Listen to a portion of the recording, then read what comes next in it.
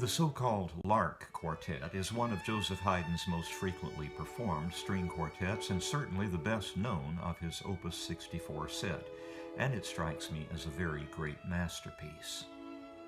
The nickname is, as usual, not Haydn's own, nor is the alternative hornpipe. The number of movements, their respective key schemes, and the way they otherwise relate to each other are all standard, but what happens within a couple of those movements is simply amazing. The opening movement is the one whose soaring first violin melody reminded early auditors of birdsong, but it's first set up by a stolid little D major march for the other three players, which then becomes an accompaniment for the main theme. The second group includes a thoroughly syncopated theme whose outlandish harmonies must have struck late 18th century audiences as an assault on the ears, if not musical decorum. But of course, it's mostly handled in what might be considered a lawful way. Well, all except for a couple of chords, the symbol for one of which I furnished with scare quotes because, although it's an accurate representation of that scalding harmony, there is no such function. And what my harmonic analysis aims at is the explication of what could be called grammatical functions. Anyway, you'll certainly recognize what I'm talking about when we get there. The development section absolutely bristles with chromatic challenges and jagged counterpoint, and there are two recapitulations. I won't try to explain that in these opening remarks. My running commentary will furnish some guidance. Movement 2 is one of the most sublime things Haydn ever wrote. It's a broad-breathed ABA form movement in the quartet's brighter dominant key, and the main theme simply wrings the heart. That theme's most beautiful single melodic figure lies on the downbeat of measure 4, identified in my analysis as a 4-3 appoggiatura. It will return many times and is deeply affecting on each of its appearances. The parallel minor B section raises troubling questions and attempts to placate rather than answer them, plumbing real depths in the process. This movement, like corresponding movements we've heard in the previous two quartets, also includes a touch of variation form, in that the main theme's return is elaborated. I find it impossible to listen to this movement disinterestedly. No music hits me where I live these days any more deeply than this. That ravishing slow movement is followed by a chipper, eminently danceable minuet, which does nevertheless include some enjoyable harmonic surprises, and a parallel minor trio of much more serious main gives us just enough of a double fugue to strike a stern posture and make its point. It is the finale that gives the quartet its alternative nickname, hornpipe. This short, brilliant ABA form movement is an almost uninterrupted torrent of breathless semiquavers that bolt through its entirety from beginning to end with hardly so much as a brow-mopping pause, featuring a parallel minor double fugue, some virtuosic high-register writing for the first violinist during the reprise, and a bravura coda that's bound to leave you with a smile on your face. The Kodály Quartet, as usual, treats us to a performance of this beautiful work, and the recording is available on the Naxos label.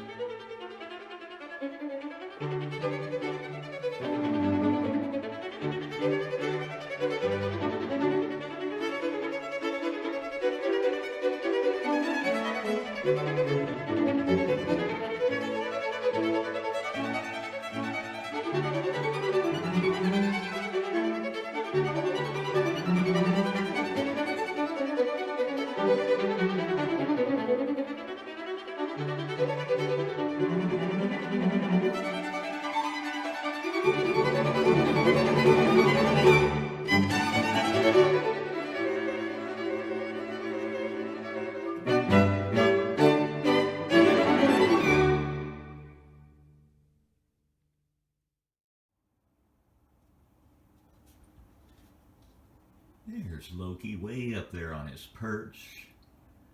Yeah, that's my buddy. That's my little buddy. Yes, that's my little buddy. Look at that little guy way up there. Polly and Phoebe haven't yet figured out how to get up there.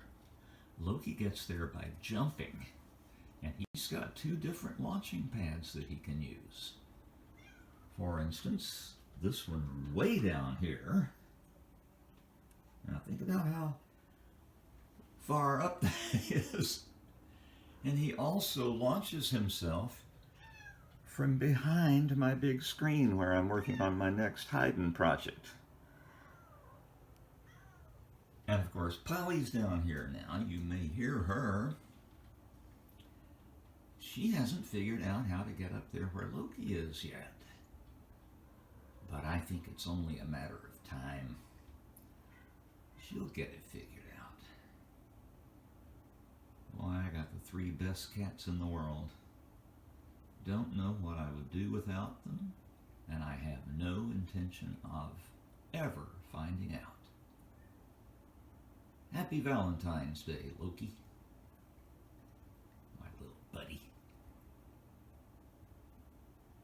Yes, you.